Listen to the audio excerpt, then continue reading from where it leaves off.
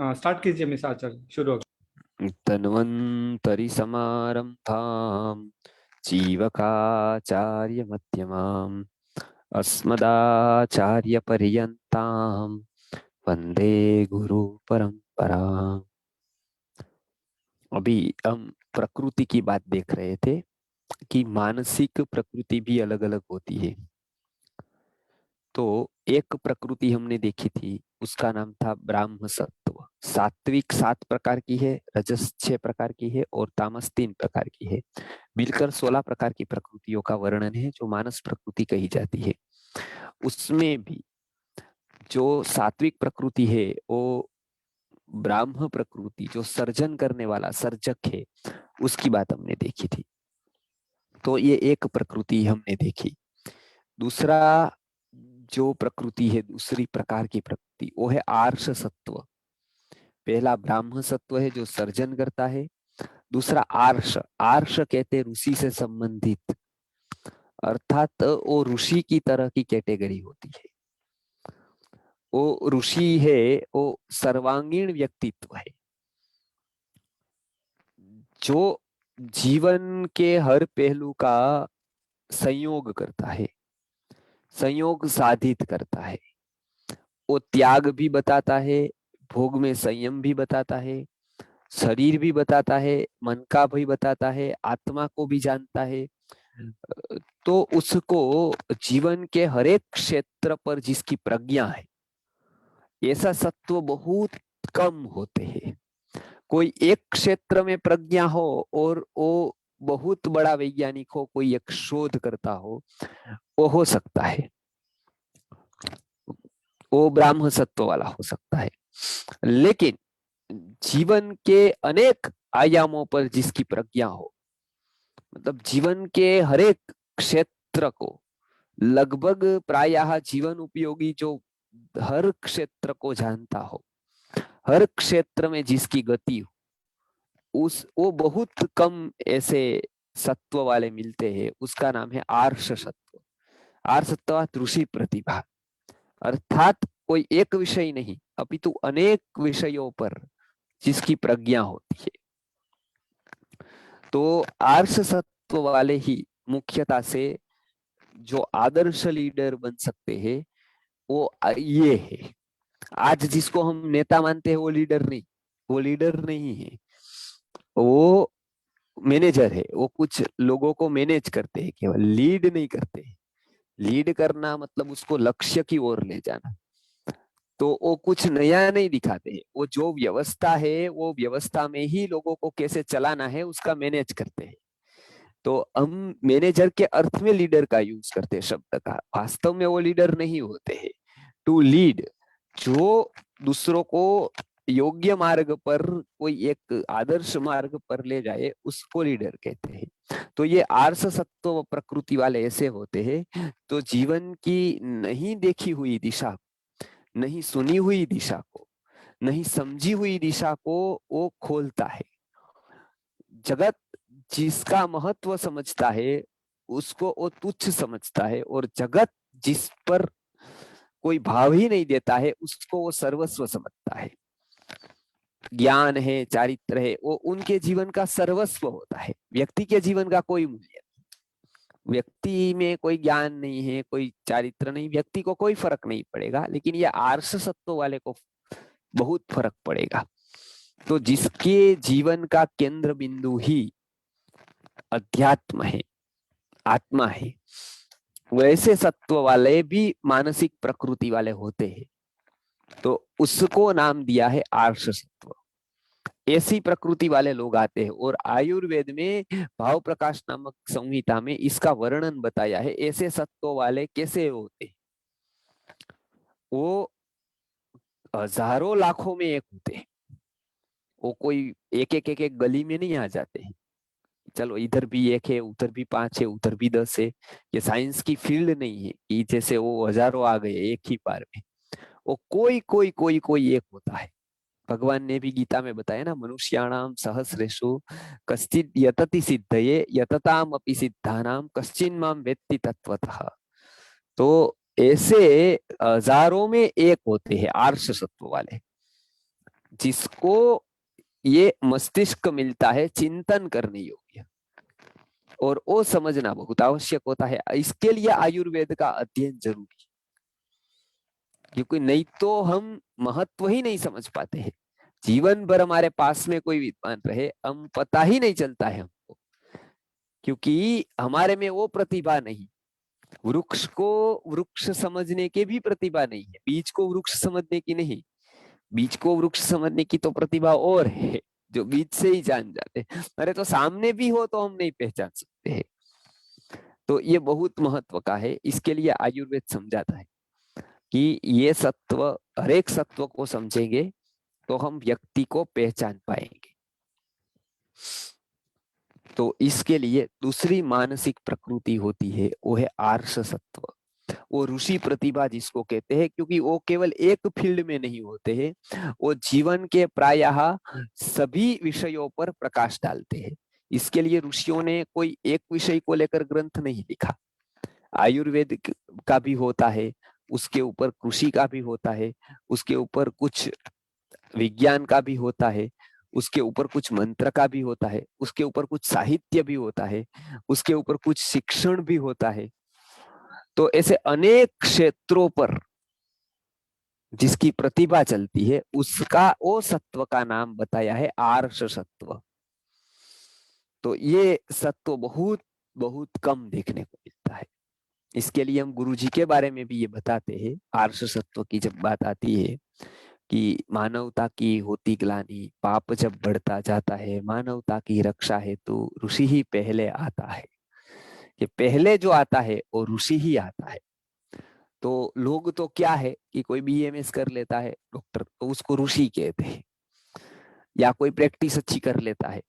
ऋषि शब्द संसारस्य पारम गच्छति इति, रुषति इति ऋषि।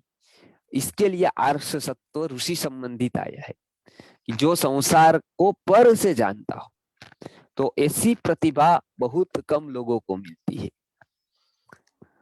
डॉक्टर बहुत लोग बन जाते हैं, क्योंकि वो एक बनने की बात है, उसमें लेना नहीं है, पूर्व जन्म का कोई संबंध बहुत नहीं है। वो तो साइंस का संबंध है, साइंस में परसेंटेज आ गए और कर दी कॉलेज और बन गए वैद्य।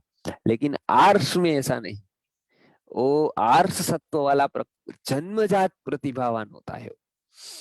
तो इसके लिए वो आर्ष सत्व अनेक क्षेत्रों पर प्रतिभावान व्यक्ति का मानसिक सत्व जो होता है, उस सत्व का नाम आयुर्वेद में बताया है आर्ष सत्व।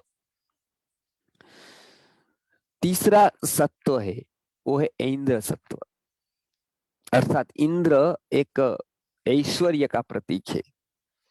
तो इंद्र सत्व वो प्रतिभा के साथ साथ ऐश्वर्यवान होगा, अर्थात वो मानसिक रूप से सब कुछ अच्छा लगेगा। वो सादा नहीं होगा, सिंपल लिविंग नहीं होगी उसकी, होगा सात्विक।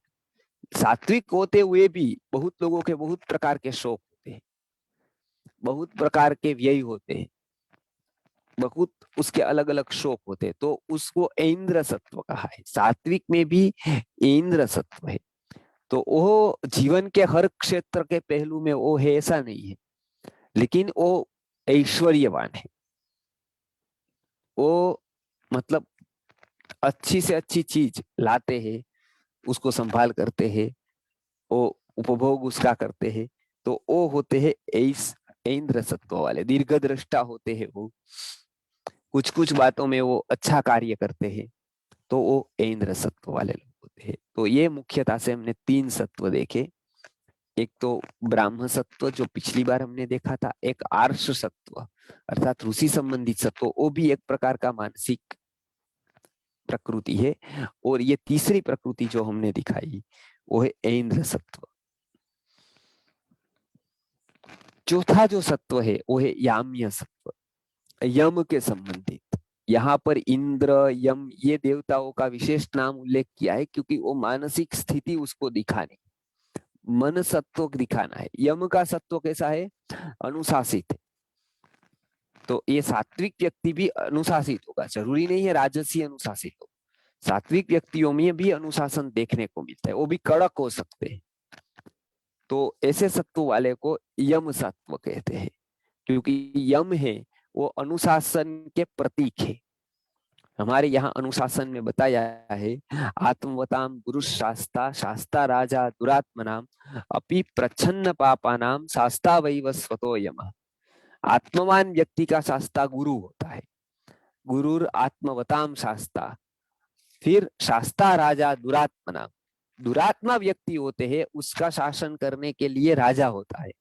और वो दोनों पता नहीं चलते, दोनों से यदि अलग हो गया, दोनों ही जिसके ध्यान में नहीं आए, अपि प्रच्छन्न पापा नाम, जिसका प्रच्छन्न पाप है पता नहीं चला, उसका शास्ता वैवस्वत यम है, मतलब वो अनुशासन करता है, सजा देता है, ऐसा भी लेकिन है सात्विक, गलत नहीं करता है, तो वो सत्व वाला व्यक्ति ये है यम सत्व का। यम सत्व में खास करके कर्तव्य अकर्तव्य का पालन करता है वो पूरा का पूरा, बहुत ही दृढ़ होता है वो, बहुत ही अनुशासित सत्व होता है, सात्विक है लेकिन अनुशासन वाला है।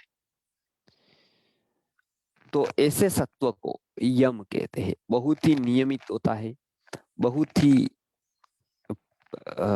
डिसिप्लिन जिसको कहते हैं, अनुशासित होता है। तो विश्वामित्र है वो इसमें आते हैं, वो याम्य सत्व है, अर्थात यम के जैसा सत्व है उसका। वो साधारण व्यक्ति उससे बहुत नहीं मिल सकता है, सात्विक है लेकिन इस तरह के। तो ये हमने सत्वों की बात बताई है। और वारुण, कुबेर और गांधर्व, ये तीन सत्व बाकी रहे हैं। वो तीन सत्व, इस सत्व को हम ज्यादा से ज्यादा जब प्रकृति देखते हैं, वैद्य के अनुभव के आधार पर हम जब जब इसको निदान में लेते हैं रोगों के, तब तक हमको व्यक्तित्व का पता होना आवश्यक होता है कि उसका व्यक्तित्व कैसा है। तो वो व्यक्तित्व को जानने के लिए ये सत्व को जानना बहुत जरूरी होता है कि उसका ब्राह्म सत्व है, उसका आर्ष सत्व है, उसका ऐन्द्र सत्व है या याम्य सत्व है। तो ये आप थोड़ा याद कर लीजिए, पीपीटी में भी मैंने भेजा है इसको। सात्विक प्रकृति 7 प्रकार की, 6 प्रकार की राजस और 3 प्रकार की तामस प्रकृतियों को मैंने उसकी पीपीटी भी भेजी है, तो वो आप थोड़ा स्मरण कर लीजिए। और बाकी के 3 सत्व है वो हम बाद में लेने वाले हैं। ये 4 सत्व की आप पूरी तैयारी कीजिए। थोड़ी बातें और थी, इसके लिए और बातें लेकर हम प्रश्नोत्तरी लेंगे आज। थोड़ी और बातों में ऐसा था कि अभी दीपावली आ रही है, और खास जो हम श्लोक कहते हैं कि धन्वंतरी समारंभाम जीवकाचार्य मध्यमा, तो धन्वंतरी ने जो परंपरा प्रारंभ की है आयुर्वेद की, समुद्र मंथन से उनका प्रगटीकरण हुआ, ऐसी रूपक कथा है। तो वो दिन जो था, जिस दिन आयुर्वेद का ही प्रादुर्भाव हुआ, आयुर्वेद जगत को मिला, वो दिन अभी है अगले मंगलवार को, धनत्रयोदशी, अर्थात धनवंतरी का प्रादुर्भाव दिवस। तो उस दिन आयुर्वेद की दृष्टि से बहुत महत्व है उसका। वो हम भी उस महत्व को जाने। और आयुर्वेद में बहुत सारी चिकित्सा बताई है, उसमें एक चिकित्सा है देव व्यपाश्रय चिकित्सा, कि देवों का भी संबंध गहरा है आयुर्वेद से। इसके लिए आयुर्वेद में इंद्र का नाम आता है, वरुण का नाम आता है, दक्ष प्रजापति का नाम आता है, अश्विनी कुमारों का नाम आता है, क्योंकि वो देवों से संबंधित चिकित्सा है। तो धन्वंतरी के साथ साथ और देवों का भी पूजन होता है, क्योंकि औषधि भी अभिमंत्रित की जाती है, और उसके बाद औषधियों का निर्माण शुरू हो जाता है। तो धन्वंतरी का प्रादुर्भाव ये ऋतु में होना बहुत बड़ा संकेत है, क्योंकि इसके बाद अब औषधि बहुत फूलने, मतलब गुण वाली होती है, और उसके बाद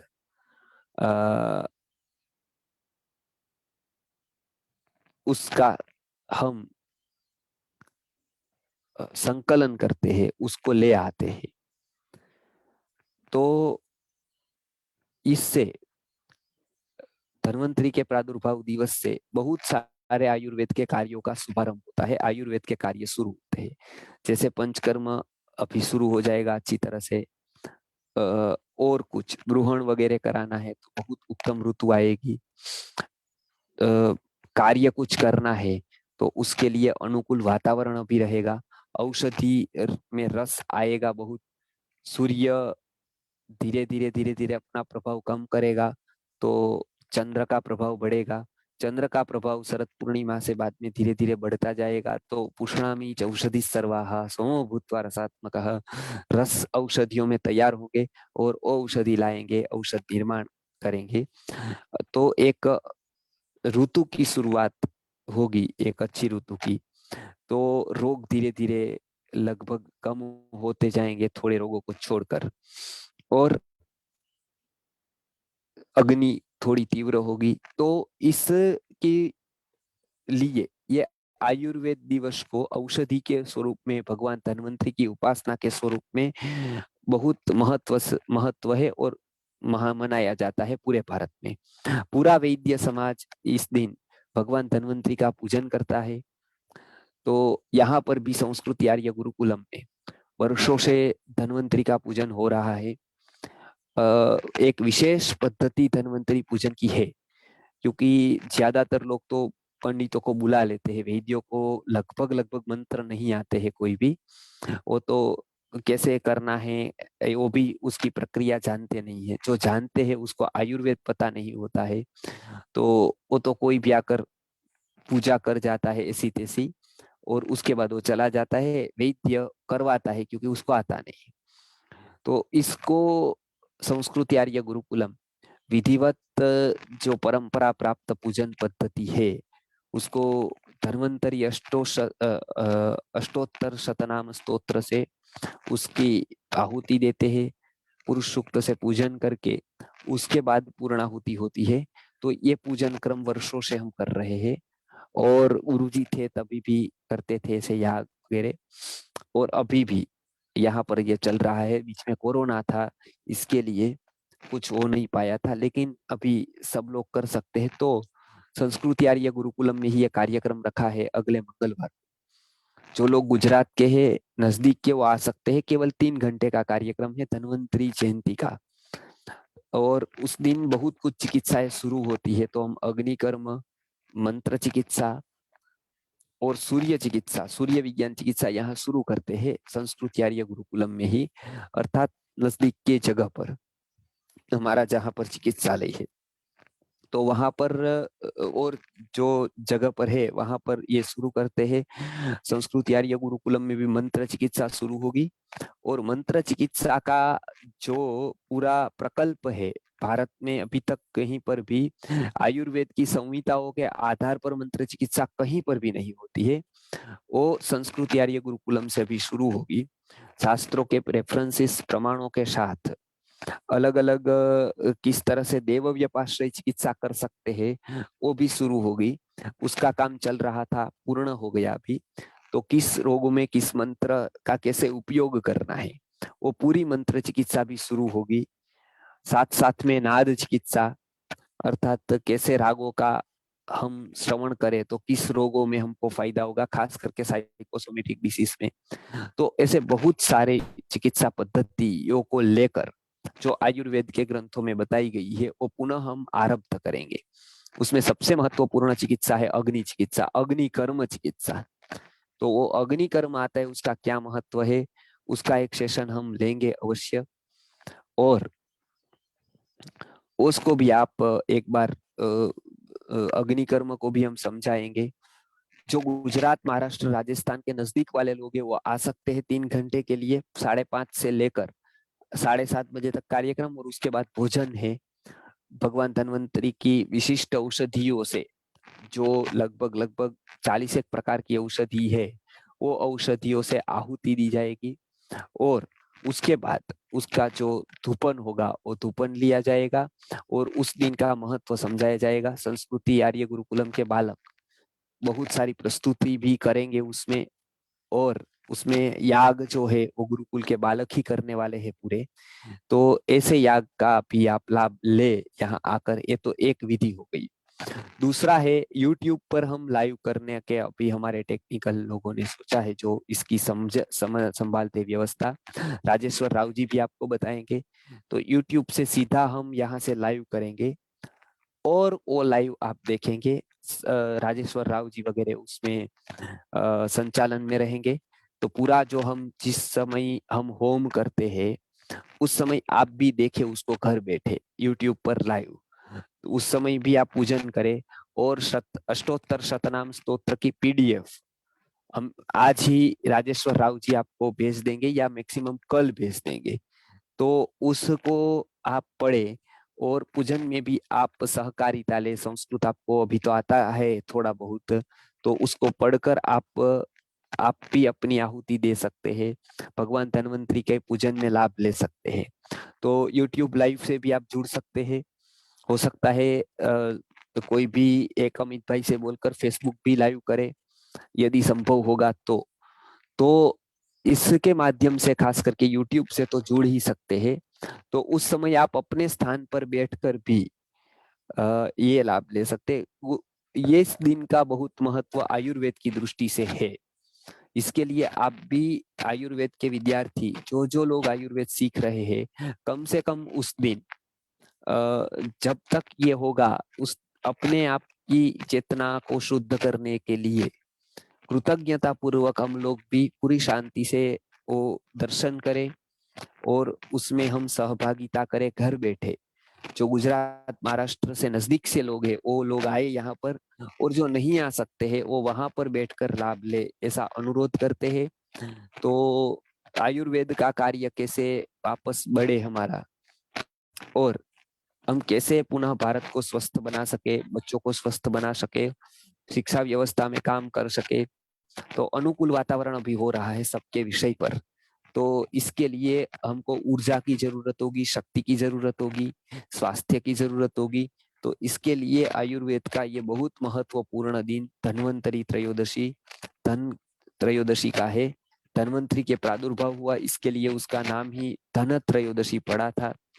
उसके बाद सुश्रुत ने उससे शिक्षा ली और परंपरा शुरू हुई। सुश्रुत से लेकर बहुत सारे महर्षियों उसके बाद तैयार हुए।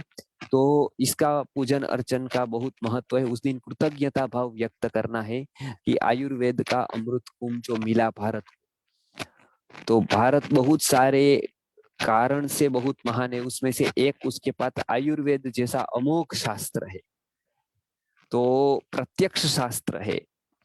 तो आयुर्वेद प्रत्यक्षम शास्त्रम यावत चंद्र दिवाकरो, जैसे सूर्य प्रत्यक्ष है, चंद्र प्रत्यक्ष है, ऐसा आयुर्वेद भी प्रत्यक्ष शास्त्र है। ऐसा नहीं है कि अभी आप हरड़ लो और अगले जन्म में आपको फर्क पड़ेगा या अगले जन्म में आपका कॉन्स्टिपेशन पड़ेगा। आज लिया तो कल ही आपको फर्क पड़ने वाला है। तो इसके लिए ये इतना बड़ा शास्त्र की जिन्होंने प्रदान किया है वो धन्वंतरी जी की अहम जो जन्म जयंती है वो इस तरह से हम कृतज्ञता पूर्ण रूप से हम उसको मनाएंगे। और दूसरी बात, जो नया सत्र हमारा है वो उसके बाद शुरू होगा। आज का ये आयुर्वेद का अंतिम सत्र होगा। उसके बाद दीपावली के बाद सत्र शुरू होंगे। चिकित्सा के विषय में कुछ बदलाव किए हैं, तो उसकी भी आपको तब पता चल जाएगा तो क्या व्यवस्था है वो। और खास करके उसके बाद आयुर्वेद के सेशन ऐसे चालू रहेंगे, केवल थोड़े वार में फर्क रहेगा। मंगलवार को छोड़कर राजेश्वर राव जी भी निश्चित करेंगे कि कौन से वार कौन सा क्लास रखेंगे। तो ये एक रहा। कल का क्लास जो गुरुकुल के विषय पर था वही है, लेकिन हमारे गुरुजी रहे पूज्य मनुदेव भट्टाचार्य जी, जो गुरुजी को भी मानते थे, बहुत ही गुरुजी के ही आश्रम में बहुत बार आते थे और बनारस के बहुत ही ख्यात नाम वैयाकरण थे। मैंने उनके पास से काव्य का अध्ययन किया था, काव्य बनाने का सीखा था, और मैंने व्याकरण शास्त्र का अध्ययन मैंने उनके पास गुरुजी ने मुझे भेजा था और उनके पास मैंने व्याकरण का अध्ययन किया। उनकी स्मृति में उनके बेटे ने, जो बहुत हम पढ़ते थे तब छोटे थे वो, उनके बेटे बृहस्पति भट्टाचार्य जी बनारस के। अब वो बड़े हो गए और अभी प्रोफेसर है कॉलेज में, लेकिन पूज्य गुरुवर्य श्री मनुदेव भट्टाचार्य जी के पीछे उन्होंने एक ऑनलाइन सेशन, जो उनकी मनीषा थी कि उपनिषद के विचार लोगों तक पहुंचे, तो उन्होंने मुझे बताया कि आप इतना सहयोग करें। तो मैंने बताया कि हाँ, अवश्य ही मेरा ऋण है उनके ऊपर, मतलब मेरे ऊपर उनका ऋण है। तो बनारस में ही ये बृहस्पति जी ने एक व्याख्यान का आयोजन किया है, गोष्ठी का आयोजन किया, जिसमें प्रायः संस्कृत के सभी लोग, अध्यापक या स्टूडेंट्स वगैरह जुड़ेंगे। हम भी संस्कृति के गुरुकुल से सभी लोग, संपूर्ण स्वदेशी के सभी परिवारजन उसमें हम भाग ले, हिस्सा ले। और वो लिंक आपको लगभग कल सुबह मिल जाएगी। केवल उनकी लिंक है, उनकी लिंक पर हम जुड़ेंगे। राजेश्वर राव जी ही संचालन उसका प्रायः करेंगे, वहां से बृहस्पति जी होंगे और व्याख्यान मेरा पंचकोश के ऊपर रहेगा कल। तो गुरुकुल शिक्षा व्यवस्था के ऊपर ही है, बनारस के लोग इसके लिए उनके अनुसार समय निर्धारण किया है 4 से 6 का। और गुरुकुल शिक्षा व्यवस्था का बहुत महत्व है, और पंचकोश के आधार पर कैसी शिक्षा व्यवस्था है उसके ऊपर का कल का व्याख्यान है। तो कल आप हो सकते हैं तो 4 से 6 पर ज्यादा से ज्यादा लोग ज्वाइन करें उसको। हम लोग कुछ अनुकूलता करके उसमें सम्मिलित हो, बृहस्पति जी ने जो आयोजन किया है उसमें। तो कल 4 से 6 उसकी लिंक आपको मिल जाएगी, राजेश्वर राव जी आपको भेज देंगे, और उसमें आप ज्वाइन हो सकते हैं 4 बजे। कोई प्रश्न आया तो आप टेलीफोनिक बात कर सकते हैं राजेश्वर राव जी से। तो ये 2 बातें थी। कल से पूर्ण, मतलब कल से विराम है, और दीपावली के बाद अब हमारा खुलेगा। चिकित्सा का जिसको भी कोई प्रश्न है वो रह गए हैं, वो लोग मुझे लगभग 2 दिन के बाद पूछ सकते। बहुत लोगों के पेंडिंग है, मुझे पता है, कोई पेंडिंग नहीं रहेगा, हम सब देख लेंगे, हम टीम मिलकर बहुत लोगों के रिपोर्ट्स निकाले हैं। बाद में एक थोड़ी एक सी व्यवस्था करेंगे, जो राजेश्वर जी अभी बताएंगे कि किस तरह की व्यवस्था करेंगे। गूगल फॉर्म की व्यवस्था करेंगे, जो पेशेंट को, जो लोगों को कोई तकलीफ है वो गूगल फॉर्म भरेगा, उसमें हम जो माहिती मांगेंगे वो उसको भरकर देनी होगी। उसका एज, उसका वजन, उसकी पास्ट हिस्ट्री, और उसके साथ जो रिपोर्ट है वो। तो एक ही बार में हम उसकी फाइल यहाँ रखेंगे, और दूसरी बार उनको केवल जो अभी अपडेट है वही दिखाना पड़ेगा। इसके लिए यहाँ टीम तैयार हो रही है। राजेश्वर राव जी के प्रयत्न से बहुत लोगों को लाभ हुआ, और बहुत ही अच्छा रिस्पॉन्स मिला। तो हम स्वास्थ्य की ये सेवा भारत भर में अब करना चाहते हैं, और ज्यादा से ज्यादा लोग लाभान्वित हो। लेकिन अभी इतने लोग बढ़ते जाते हैं, उसके लिए थोड़ी व्यवस्था बिठाई है, वो व्यवस्था को आप सहयोग करेंगे तो हम बहुत लोगों तक पहुंच पाएंगे। आयुर्वेद का वापस हम जीर्णोद्धार कर पाएंगे निस्वार्थ सेवा से। तो घरेलू उपचार को भी हम शायद अभी ऐड कर दे उसमें, लेकिन इसके लिए मुझे थोड़ा फ्री होना जरूरी हो गया था। तो इसके लिए व्यवस्था गूगल फॉर्म की है, दूसरे वैद्यों की भी व्यवस्था हो गई है। तो उसके बाद हम औषधि योजना का और परफेक्ट रूप से आयोजन करेंगे। 1-2 महीने में ही राजकोट में मीटिंग शिविर करेंगे, 2 महीने के बाद लगभग यहाँ होगी कोई, और उसमें गर्भाधान इच्छुक जो दंपति है उसके लिए पुत्रेष्टि यज्ञ, और पंचकर्म का एक विकल्प, जो पंचकर्म का अभी नहीं था उतनी जगह, लेकिन पंचकर्म का एक विकल्प हम देंगे उसको। तो अब कोई लोगों को प्रश्न है तो पूछ सकते हैं। इतना ही आज मुझे कहना था। अब वापस हम अगले सत्र में मिलने वाले हैं, उसकी राजेश्वर राव जी लिंक भेज देंगे। लगभग अभी हमारा मानो कि 10 दिन का अध्ययन रहेगा। उस समय आप संस्कृत की तैयारी कीजिए। आयुर्वेद में जो आपको सुनना बाकी हो ऐसे वीडियोस आप सुनिए। कुछ पीपीटी आपको बाकी हो तो राजेश्वर राव जी ने पीपीटी भेजी, उसका अध्ययन करिए। कोई पुस्तक है तो पुस्तक का अध्ययन कीजिए। तो उतनी तैयारी ज्यादा से ज्यादा करके आप आएंगे तो वापस से हम ये वर्ग पुनः शुरू कर देंगे। तब तक हम रोज कुछ ना कुछ तो आपको भेजते रहेंगे। उसमें धनत्रयोदशी को एक है, और एक दीपावली के दिन श्री सूक्तम का महत्व है। तो श्री सूक्तम का भी पाठ हम हो सकता है लाइव करें। तो हम सुबह भी शायद दीपावली के दिन मिलेंगे, लेकिन वो हम आपको धनत्रयोदशी के दिन बता देंगे। तो अभी इतना ही है। उसके बाद सभी जो कार्यक्रम है हमारे दीपावली के बाद के, वो लाइव चालू करेंगे। दीपावली के दिन एक लगभग निर्णय है कि हम श्री सूक्तम का भी लाइव करेंगे। बच्चे यहाँ बोल रहे हैं, आप भी अपने यहाँ वो पूजन श्री सूक्तम से कर सकते हैं। जी, तो अभी कोई प्रश्न है तो पूछ सकते हैं। बहुत बहुत धन्यवाद आचार्य जी। जी आचार्य जी ने जो अनाउंसमेंट किए थे, 3-4 इम्पोर्टेंट अनाउंसमेंट्स है। इसमें एक तो है कल 4 बजे एक सेशन है पंचकोश के ऊपर, बहुत ही इम्पोर्टेंट है अपना बच्चों का जो है ये ग्रोथ के लिए बहुत इम्पोर्टेंट सेशन है पंचकोश। वो हम सब लोग जो है, वो दूसरा लिंक है, अपना ही है, वाराणसी का अपना ही मित्र है, तो हम लोग जो है उसमें कर रहे हैं। जी तो 4 बजे मैक्सिमम लोगों को फॉरवर्ड कीजिए और हम सब लोग मिलके वो उसको भी मैक्सिमम लोगों तक पहुंचाएंगे। एक तो मैं लिंक भेज दूंगा ग्रुप में आपको, आचार्य जी मुझे भेजेंगे कल का सेशन का, ये एक हो गया। और बहुत सारे पेशेंट्स का कॉल्स आ रहे हैं, आचार्य जी को जो है टाइम जो है देना बहुत कठिन हो रहा है, तो इसका हम लोग बहुत डिस्कस किए थे। एक जो है गूगल फॉर्म बना के उसमें आप पूरा आपका समस्या कुछ रिपोर्ट्स भी अटैच करने का ऐसा कुछ कर रहे हैं आचार्य जी। उधर आचार्य जी खुद चेक करेंगे और वैद्य वृंद भी है, वैद्य उधर है, चेक करके आपको मतलब सजेशन आपको सजेस्ट करेंगे। मिलेगा। और अगर जरूरत पड़ने से आपको कॉल भी हाँ, आएगा। कॉल भी चालू रखेंगे हफ्ते में 2 बार।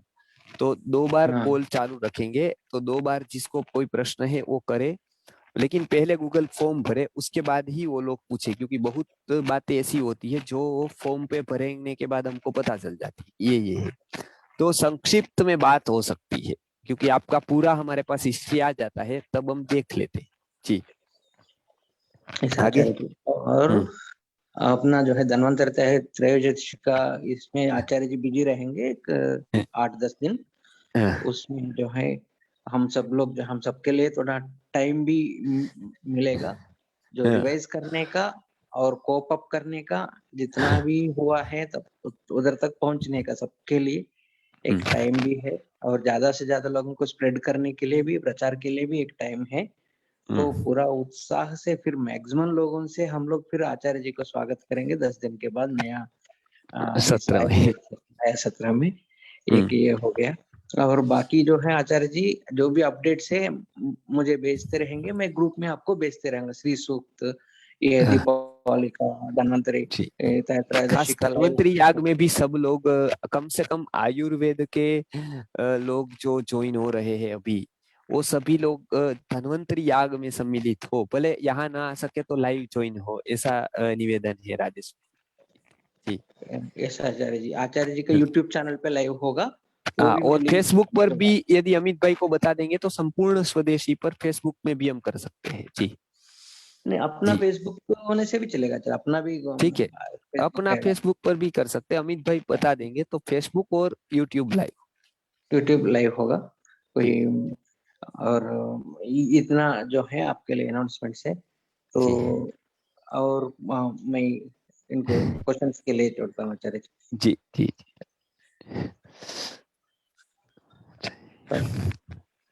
नमस्ते आचार्य जी।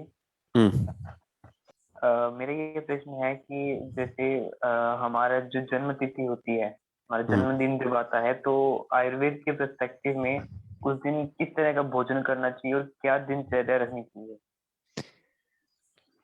ये विषय तो ऐसे आयुर्वेद से ज्यादा तो धर्मशास्त्र का है।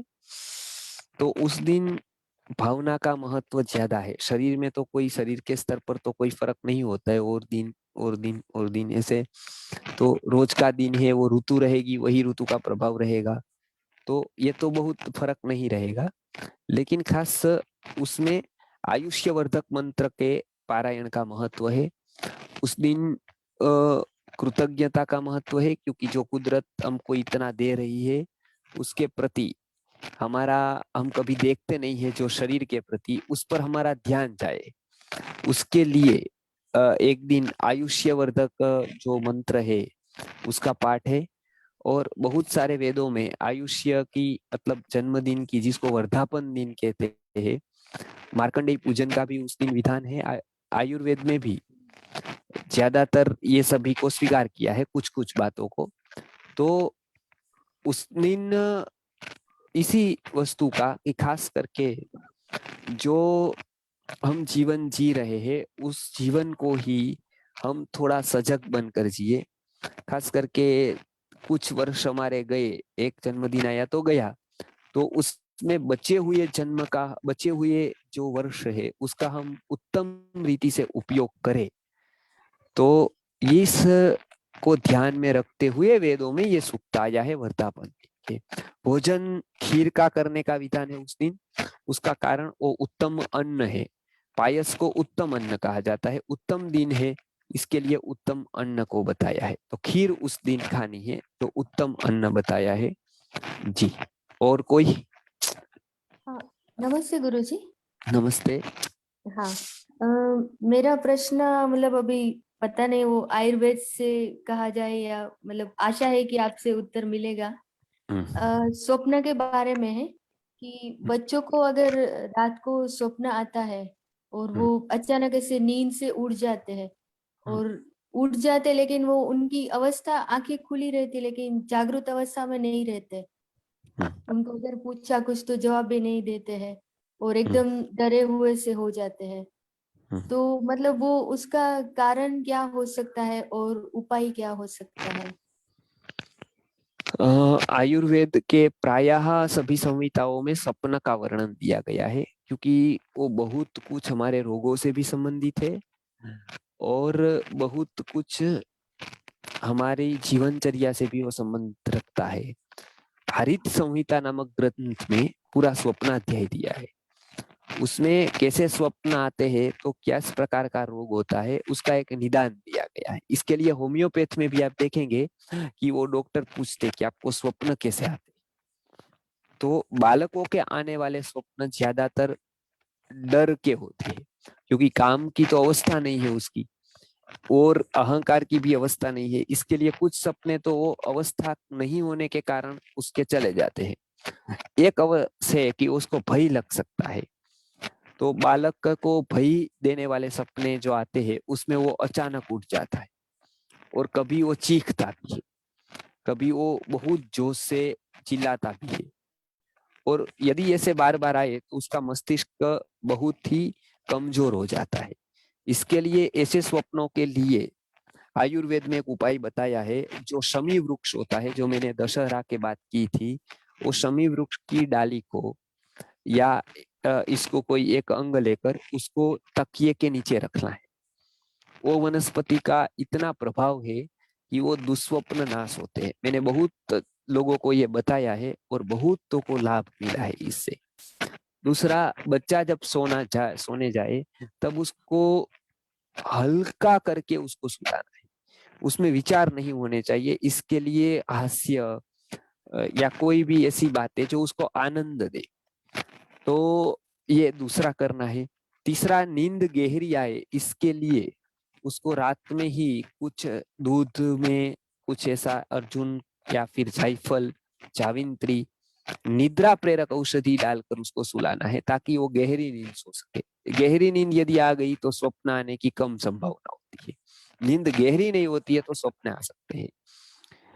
तो ये स्वप्न के बारे में था। पूरा दिन कुछ उसको स्तोत्र और कुछ मंत्र भी बताए हैं दुस्वप्न का नाश करने वाले। मंत्र चिकित्सा का हम लेने वाले हैं सेशन दीपावली के बाद तुरंत, लगभग पहला सेशन ही लेंगे। तो मंत्र भी है दुस्वप्न को नाश, वो मंत्र के जाप करने से भी बहुत लाभ मिलता है जी। आचार्य जी नमस्ते। जी, खांसी से संबंधित मेरा प्रश्न था। ये खांसी मुझे बहुत रहती है, हर औसतन 3 महीने में आ जाती है और 15 दिन 20-25 दिन तक रहती है। एक बार तो इंजेक्शन भी लगाने पड़े। तो इसका कोई उपाय है जो हम 12 महीने कर सकते हैं या ऋतु के हिसाब से बदल बदल के करना है? देखिए, खांसी का ऐसा है कि वो कोई स्वतंत्र रोग भी हो सकता है और रोग का कारण भी, रोग का चिन्ह भी, जैसे टीबी होगा तो खांसी होगी और रोग के लक्षण के रूप में आएगी। अस्थमा होगा तो भी खांसी हो सकती है, वो भी रोग के लक्षण में आएगी। तो क्षयज कास, अर्थात जिसको क्षय होता है उसको कास होती है। तो वो पहले आप निर्धारित करिए खांसी को दबाने से, मिटाने से, चिकित्सा से पहले, कि वो खांसी आ क्यों नहीं। क्योंकि हमारे यहाँ एक कहावत है कि रोग का मूल जो झगड़े का मूल है वो हंसी होती है। किसी ने किसी की हंसी की तो वो सभी झगड़ों का कारण बनती है, और रोग का मूल खांसी बनती है। तो सभी कोई कोई रोग ऐसे होते हैं जिसके लक्षण के रूप में खांसी होती है और वो इंगित करती है कि आपको कोई रोग है। तो वो पहले आप देखिए उसमें खून नहीं आ रहा है तो कोई नहीं, तो खून यदि खांसते वक्त आता हो तो उसको रक्त की पित्त की संभावना, क्षतज की संभावना, उरक क्षत की संभावना होती है, अर्थात फेफड़ों में से कभी ब्लीडिंग हो। लेकिन ऐसा कुछ नहीं है तो शुष्क काश, बार बार खांसी आना, वो वायु प्रकोप का लक्षण माना जाता है। उसके लिए साधारणता से आप हनी का घी का उपयोग करें, उसमें काली मिर्च, थोड़ी खड़ी शक्कर, दालचीनी, इलायची, खड़ी शक्कर, लौंग और मधु और घी, इसमें 1 चम्मच में मिलाकर आप उसको 12 महीना खाने का शुरू कर दीजिए। तो खांसी, कोई भी प्रकार की खांसी में ये अनुलोमक द्रव्य से बहुत फायदा होता है। आयुर्वेद में एक दवाई भी बनती है, उसका नाम है सीतोपलादी। उसमें 2 द्रव्य ऐड करके हम कासहर बनाते हैं। कासहर भी आप 12 महीना 1-1 गोली सुबह दोपहर शाम या 4-5 समय ले सकते हैं, तो वो वायु का अनुलोमन हो जाएगा तो खांसी में बहुत ही राहत मिलेगी। सीतोपलादी टेबलेट भी ले सकते हैं, ये भी कासहर भी ले सकते हैं जी। नमस्ते सर। गुरुजी, ये वात के रोग के लिए मतलब मैंने दवाई ली थी, तो यहाँ डॉक्टर ने महायोगराज गूगल और साथ में अश्वगंधा और नर्व के लिए हाइपरिकम दिया था। तो अभी मतलब 2-3 महीने हो गए पहले करना, तो मैं अभी इसको जैसे शुरू करूं वापस से, क्योंकि अभी पूरी तरह से ठीक नहीं हुआ है प्रॉब्लम। तो क्या मैं वो महायोगराज गूगल की जगह योगराज गूगल करके ऐड करके ले सकती हूँ? ये दवाइयाँ कब तक ले सकते हैं? मतलब 3-4 महीने मैंने खाई थी, नहीं 5-6 महीने खाई थी, उसके बाद 2 महीने से नहीं खाया है। ऐसे तो आप उसको कंटिन्यू कर सकते हैं, कोई उससे हानि नहीं है। खास करके आपको कोई विशेष रोग न हो तो इसको गर्मी के दिनों में थोड़ा कम खाए, बाकी आप 12 महीना उसको खा सकते हैं। गर्मी के दिनों में 1-8 महीना, बहुत गर्मी होती है तब गर्मी में बाहर नहीं जाना है, तो इसको आप ले सकते हैं। महायोगराज गूगल है, उसको आप आसानी से सेवन कर सकते हैं। बहुत अच्छी दवाई वात रोगों की है, तो इसका आप सेवन कर सकते हैं। और अश्वगंधा का आपने बताया, उसका भी आप सेवन कर सकते हैं जी। गुरुजी नमस्कार। मेरा प्रश्न ये था, जैसे प्रकृति के बारे में आपने बताया था कि जो हमारी प्रकृति होती है उसी हिसाब से उस फील्ड में जाना चाहिए, जैसे वात, पित्त या कफ। अब अगर ज्यादा उम्र हो गई है, 35 या 40 साल की उम्र में पता चलता है कि मेरी जो प्रकृति थी उसके हिसाब से फील्ड नहीं है, तो क्या दोबारा से अपनी कार्य क्षमता का विकास कर सकते हैं? और जैसे कि मैंने थोड़ा सा ऑब्जर्व करने पे भी पता चला कि और सब चीजें मैं इतनी जल्दी नहीं समझ पाता, लेकिन आयुर्वेद का जो विषय है वो बहुत जल्दी आसानी से समझ में आ जाता है। तो क्या उस हिसाब से चलना चाहिए? उसको कैसे इम्प्रूव और कर सकते हैं कार्य क्षमता को बढ़ा के उस फील्ड में? देखिए, एक विषय ऐसा है कि वो आपको यदि ऐसा लगता है कि ये विषय मेरा प्रिय है तो उसको तो सबसे पहले सीखना चाहिए। यदि रह गया है तो आपको मानो प्रोफेशन में ना आए आप, जरूरी तो नहीं है कि हम प्रोफेशन में ही आए वो चिकित्सा ही करे, लेकिन जरूरी होता है कि वो विषय को हम सीखें। तो वो विषय को सीखना बहुत आवश्यक होता है, क्योंकि वो हमारा मतलब मुख्य विषय होता है। अब नहीं हम जान पाए और कोई दूसरे विषय ले लिया, कुछ दूसरा काम धंधा कर रहे हैं, ठीक है, लेकिन आयुर्वेद तो जीवन का विज्ञान है और बहुत भाग्य होता है तब ऐसे विषय सीखने का मन भी होता है। नहीं तो हजारों लाखों लोग हैं तो ऐसी किसी को दृष्टि नहीं होती है, क्योंकि पूर्व में कोई उन्होंने साधना ही नहीं की, पूर्व में कुछ विचार ही नहीं किया है। तो ये बहुत ही है कि ये जिज्ञासा जगी रहे, तो उसको आपको आयुर्वेद सीखना आरंभ ही कर देना चाहिए और जितना आए उतना आयुर्वेद का अध्ययन करना चाहिए। तो इसके लिए वो कोई बात नहीं, जो भी लाइन में आप हो, आप इंजीनियर है या और कुछ है, उससे कोई मतलब नहीं। हमारा विषय ये है कि आयुर्वेद को हमको रस है उसमें, तो ऐसा मानना चाहिए कि हमने कहीं ना कहीं उस विषय पर मेहनत की है पूर्व में, इसीलिए तो हमको इसमें रस लग रहा है जी। तो वो विषय को पढ़ना ही चाहिए, ऐसा मेरा कहना है कि वो विषय आप छोड़िए मत। भले 2 घंटे पढ़े, हफ्ते में 3 बार पढ़े, तो उससे आपकी प्रगति होती जाएगी, विकास भी होता जाएगा जी। प्रणाम आचार्य जी। मैं राजीव कोलकाता से बोल रहा हूँ। आचार्य जी, मानसिक चिकित्सा में अपामार्ग का कितना महत्व है? अपामार्ग का महत्व है, वेदों में उसके मंत्र आए हैं, तृष्णा मारम क्षुधा मारम। तो इसके लिए मन से मानसिक चिकित्सा में, जिसको देवव्यपाश्रय चिकित्सा कहते हैं, उसमें भी उसका महत्व है। लेकिन मानसिक अवसाद वगैरह है तो आप जटामासी, ब्राह्मी, शंखपुष्पी ऐसी सौम्य औषधियों का प्रयोग भी कर सकते हैं। उसमें अपामार्ग का भी बहुत महत्व है ही। मंत्र के साथ जो बहुत सारी चिकित्सा होती है उसमें भी अपामार्ग का वर्णन आया है, इसके लिए अपामार्ग का तो महत्व है मानसिक रोगों में जी। नमस्कार मेहुल जी। बाल पंचवद्र का जो आपने संस्कृति आर्य गुरुकुल में उपलब्ध है, वो कैसे बच्चे को दे और उनका हर रोज दे सकते हैं क्या, इसमें थोड़ा पूछना था।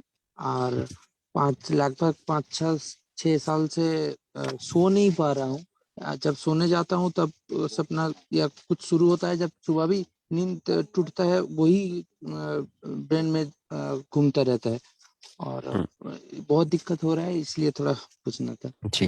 पहली बात, बाल पंचभद्र सिरप वो चातुर्भद्र और यष्टिमधु, बाल चातुर, बालकों को कल्याण करने वाली, चातुर्भद्र, भद्र अर्थात कल्याण, कल्याण करने वाली 4 चीजों को बाल चातुर्भद्र कहते हैं आयुर्वेद की परिभाषा में। तो उसको तो आप रोज भी देख सकते हैं। यष्टिमधु 5वीं है, तो इन 5 को मिलाकर बाल पंचभद्र बनता है। तो इसका आप सेवन बालकों को रोज करा सकते हैं, खास करके ठंड और बारिश में तो करा ही सकते हैं, गर्मी में केवल उसको थोड़ी थोड़ी मात्रा में दे सकते हैं, और ठंड में और जो भी बारिश में तो उसको एक चम्मच सेवन करा सकते हैं जी। और कोई? प्रणाम आचार्य जी। आचार्य नींद का मैंने रह गया, तो एक तो ये हो गया। नींद के लिए आयुर्वेद में बहुत कुछ उपाय बताए हैं स्वप्न रहित नींद करने के लिए। तो रात्रि का ध्यान शुरू करें, पहले तो आप आसान रात्रि में कुछ औषधि का सेवन करें, ब्राह्मी, शंखपुष्पी और ऐसी कोई औषधि लेकर सोए। उसमें एक हमारा मन शांति सिरप है और मन शांति ड्रॉप्स भी है, तो उसका सेवन करके आप सोएंगे तो एक तो उसका लाभ होगा। दूसरा, एक वेदों में रात्रि सूक्त आया है जो दुस्वप्न नाशक गिनाता है, तो वो हम उसकी बात बाद में करने ही वाले हैं। मंत्र कौन से जप करने हैं, मंत्र कौन से पढ़ने हैं उसमें, तो इसका आप कर सकते।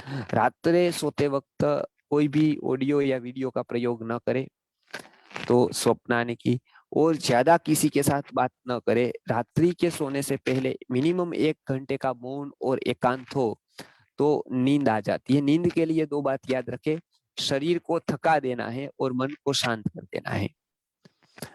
ये दोनों परिस्थिति से जो भी विपरीत होगा तो नींद नहीं आएगी। हम क्या करते हैं, शरीर को थकाते नहीं है, शरीर को शांत रखते हैं और मन को थका देते हैं।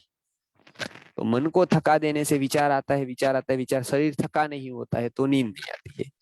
तो ये दो बात याद रखनी है, शरीर को थका देना है, मन को शांत कर देना है, तो नींद आसानी से आ जाए।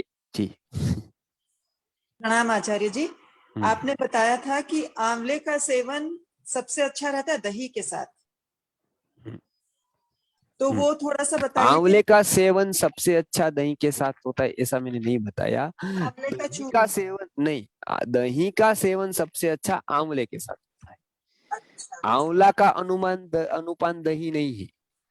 आंवला आप ऐसे ही खा सकते हैं, उसके लिए दही खाने की जरूरत नहीं है, लेकिन दही खाने के लिए आंवला खाने की जरूरत है। आप अच्छा। समझ गए ना? हाँ समझ गई। तो तो दवाई कैसे के लिए पानी जरूरी होता है, पानी के लिए दवाई जरूरी नहीं। पानी अच्छा, आप ऐसे ही पी सकते हैं, लेकिन कोई दवाई खानी है तो उसके ऊपर आपको पानी पीना जरूरी होगा। तो इसका मतलब ये तो नहीं कि आपको पानी पीना है तब आपको दवाई खानी है।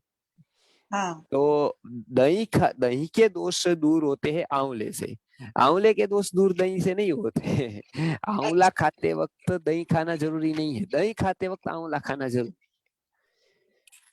जी नमस्कार गुरुजी। जी सर मेरे को एक डाउट है, साइनस में अगर नाक में स्पर बढ़ जाता है, वो पॉलिप स्पर बोलते हैं ना, वो बढ़ जाता है, तो मैंने सुना कि नीम का तेल डालने से क्या वो फाइलिंग होता है, क्या वो कट जाता है क्या? क्योंकि बहुत बढ़ जाता है, बार बार बहुत खांसी, आई मीन जुकाम बहुत जल्दी आ जाता है। वो पॉलिप के वजह से, वो स्पर के वजह से इवन एक नाक ब्लॉक भी रहता है। तो कौन सा उपाय करने से वो थोड़ा कम होगा, वो थोड़ा बताइएगा ना। धन्यवाद।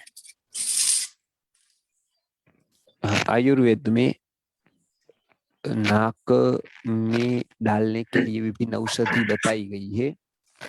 उसमें स्पर या ऐसा कुछ भी हो जहां नासिका का मार्ग अवरुद्ध होता है, तो हम सांस अच्छी तरह से नहीं ले पाते हैं और धीरे धीरे अस्थमा जैसी बीमारियों की शुरुआत हो जाती है।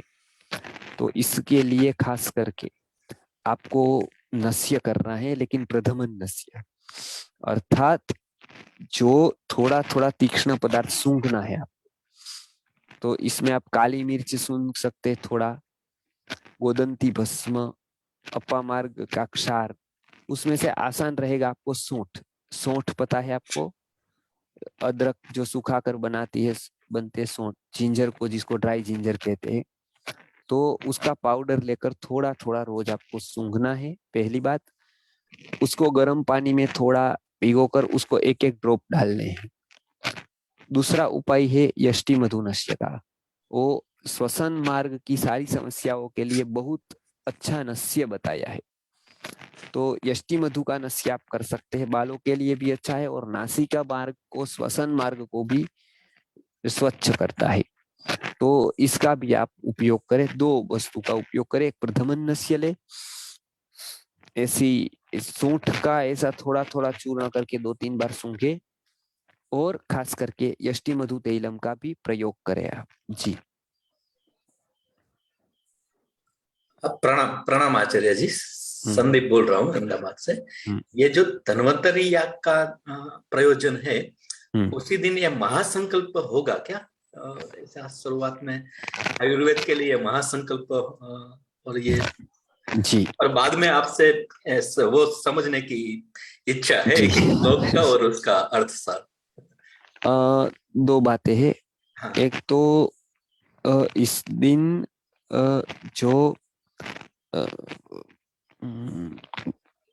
संकल्प सिद्धि के लिए या संकल्प करने के लिए जो शक्ति चाहिए, वो शक्ति को प्राप्त करने के लिए इस तरह के आयोजन आयुर्वेद में बताए गए अनेक जगह पर। तो उस दिन का बहुत महत्व है, तो इसमें लाभकारी होता है। संकल्प बल जिसको कहते हैं, उसमें वो लाभकारी होता है। उस दिन हम करेंगे तो अवश्य ही, खास करके स्वास्थ्य के विषय में तो लाभकारी होगा ही। इसके लिए तो लोगों को करना ही है। दूसरी बात ये है कि चेतना का भी बहुत महत्व है संकल्प में। इसके लिए चेतना शुद्ध होने पर भी संकल्प सिद्धि होती है हमारी। हमारा संकल्प ही सही होता है तो वो चेतना शुद्ध करने के लिए भी ऐसे बहुत सारे मतलब उपाय बताए हैं, उसमें से एक उपाय है। तो अवश्य ही इसका संकल्प के साथ गहरा संबंध है। जी गुरु जी प्रणाम। मैंने आपसे सुबह भी बात की थी फोन पे, मतलब व्यक्तिगत भी है ये प्रश्न और कहीं ना कहीं गर्भ से संबंधित भी है। तो मैं ये जानना चाह रहा था कि जनरली जो गर्भधान के बाद जो प्रेगनेंसी कंफर्मेशन का टाइम होता है वो हमें कितना मानना चाहिए, मतलब कितने दिन से कितने दिन के बीच में रिजल्ट मिलने की संभावना होती है कि एग्जैक्ट रिजल्ट मिल जाएगा? मतलब ऐसा व्यक्ति के रोग ऐसे तो क्षण में पता चलता है। आयुर्वेद में बताए गए शरीर पूरा स्वस्थ है तो आपको गर्भाधान हो गया है, वो क्षण में पता चलेगा, उसी क्षण पता चलेगा। उसी क्षण कुछ बदलाव आएंगे स्त्री के शरीर में तो वो पता चलेगा, लेकिन संपूर्ण स्वस्थ है तब। आपका कपड़ा जितना क्लीन होता है उसमें कोई भी प्रकार का नेगेटिव या पॉजिटिव कोई दाग हो, कुमकुम का भी हो सकता है और वो कोई भी प्रकार के ऑयल का भी हो सकता है, किसी भी प्रकार का दाग लगे, पवित्र पवित्र कुमकुम का भी लगे तो कैसे कपड़ों में साफ दिखाई देगा? अतिशय कपड़ा स्वच्छ है तो उसको दिखाई देगा। अब हम वो जो गैरेज वाला साफ करता है गाड़ियां, वो बिल्कुल लेट जाता है गाड़ी के नीचे और वो सफाई करता है, अब उसमें कहीं धूली लग गई तो दुखेगी नहीं बराबर, क्योंकि उतने कपड़े मैले होते हैं, उसमें कुछ लग गया तो भी कोई पता उसको तकलीफ नहीं है। उसी तरह से जितना शरीर स्वस्थ होगा उतना उसके लक्षण ज्यादा तुरंत पता चलेंगे गर्भा रहने के। लेकिन आज इतना शरीर किसी का स्वस्थ नहीं है तो वो 10 दिन पर, 15 दिन पर, 20 दिन पर भी पता चल सकता है और कोई व्याधि की वजह से उसको देर भी लग सकती है। तो लगभग 1 महीने के बाद वो फाइनल होता है। जी पूरा महीना जाने देना। जी प्रणाम गुरुजी। मेरा ये प्रश्न था, क्या आयुर्वेदिक औषधियों से हम राजस सत्व वाला कोई है तो उसको सात्विक कर सकते हैं, तामस सत्व वाला है तो उसको सात्विक कर सकते हैं? ऐसे कुछ योग है क्या आयुर्वेद में? उसका जो एक बात समझिए, वो एक प्रकृति ऐसी है, उसकी कुछ दोषों को मिटा सकते हैं। प्रकृति में भी सब दोष उसमें होंगे ऐसा जरूरी नहीं है।